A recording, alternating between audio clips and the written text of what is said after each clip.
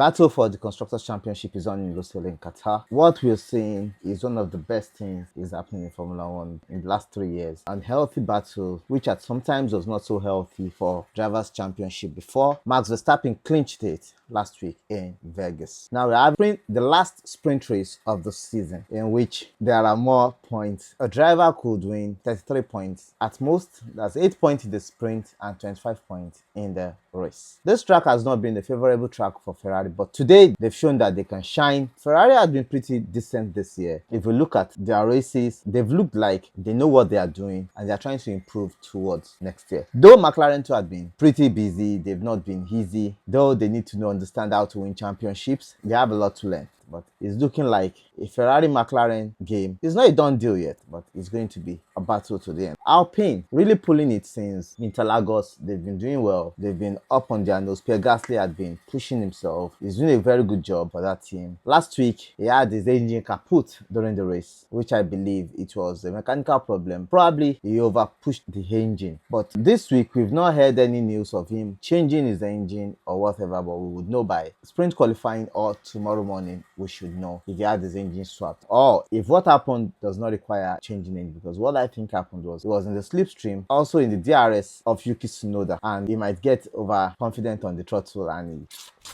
that could put the engine in the zero mode. The Ferrari are doing a very good job. Ferrari and McLaren, they are really showing they want to battle it to the end. We know a lot of teams will be bringing little upgrade to test against next year. So I believe we are in for a show and a showdown in Qatar. Probably it will be a race between Ferrari and McLaren. From what we're seeing, a lot of teams are doing so many tune-ups, some setup. Mercedes are not really showing up that they're in the game. The Red Bull could come up in sprint qualifying and show that they are up, and probably in the sprint race or in the qualifying that they can do something. Mercedes usually come alive during the races, but let's see what happens to them in sprint qualifying. Also, this is the penultimate race for Lewis Hamilton in Mercedes, and also the penultimate race of the season. Lewis Hamilton said he does not need to go to Ferrari as fast as possible, but he'll be joining next year. GM coming into F1 with Andretti and Cadillac. They are suggesting the name of the team will be called GM or Cadillac, but probably they will be using the Ferrari engine until 2028, in which they will be building their engine. And this is opening more room for more drivers to come in. A 12th team probably might be coming in as soon as possible, because the more the merrier. And I believe that with a 12 team coming in, it brings more drivers, more experience. Some of your favorites that had gone might come back. Someone like Daniel Ricciardo, Valtteri Bottas, Zhou Guanyu, Kevin Magnussen, to say few, might come back into F1. But we're yet to see that from 2026, and probably another team will quickly make a bid by the end of 2024, 2025 early, and we'll see 12 team, which makes sense. Going into sprint qualifying is going to be dynamic, because a lot of little setup change, and they are entering Parc Fermé for tomorrow, and after the Parc Fermé tomorrow, it will be open up to make some little tuning, and they go into qualifying. After the qualifying, Parc Fermé again for the race. But up until the sprint qualifying, I'll meet you guys. Yeah. So the sprint qualifying is there, and we had the SQ1. A lot of setup changes for these drivers. But going into sprint, the only setup you can change will be your front wings and your rear wings. But with SQ1, Perez doing Perez things. Perez out again in SQ1, and it's getting too much for him. Though he has a contract next year. Like I said, I don't see any way in which Red Bull will be able to send him out, except they want to lose money. Now, it's a tight game for them. It's between money and a driver. And we know it's not that Perez is too old to get his job done, but the problem is, I'm not sure the car suits his driving style. This is not the same Perez we had till 2021 that was driving magnificently. Even in 2022, when he was not too good, he still came second in the championship. So let me be sincere, we don't know what is wrong with Perez for now, but I think he's really getting a hit of it, and it's affecting him psychologically, and I think it's also affecting him mentally.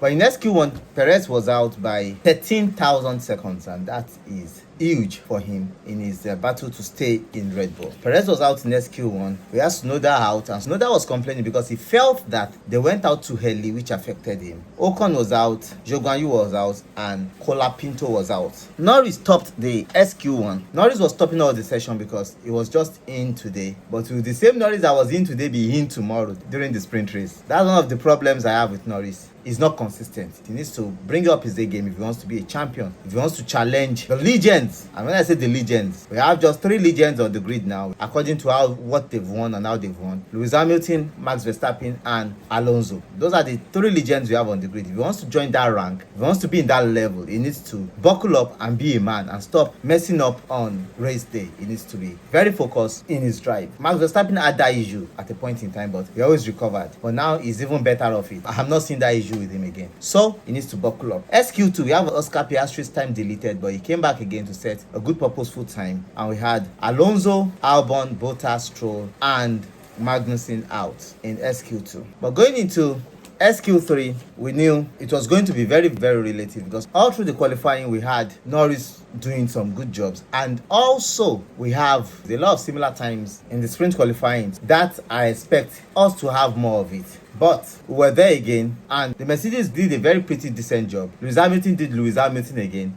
He struggled to get some decent times on board, which I think has been the characteristics of him all through this present season. But his teammate got second on the board. Piastri got third on the board, while Lando Norris got P1 on the board, got pole position for the sprint qualifying. And we had the Ferraris behind them and Max Verstappen. Max Verstappen has nothing to lose. What he's fighting for now is the Constructors' Championship, in which they've lost. His teammate will be starting from 16. He will be starting from 6th also beside Charles Leclerc. Lewis Hamilton will be starting alongside Pierre Gasly, while Nico Hülkenberg will be starting alongside Liam Lawson. Liam Lawson's time was deleted. So let's see what happens in the race. But this race is looking like a Mercedes engine race. Norris might do Norris again tomorrow afternoon. He might have a bad start. If he's having a bad start, that might be an opportunity for Russell and Piastri. Another good thing is Lewis Hamilton is not starting alongside his teammate or around his teammate, so that what happened last year will not happen again. But it's going to be a very good sprint race, and that would give us a better setup for the weekend for what we are expecting in Qatar. It will be a 19-lap sprint race. The heat will not be an effect. It's more colder now, but the track temperature will bring its own challenges up until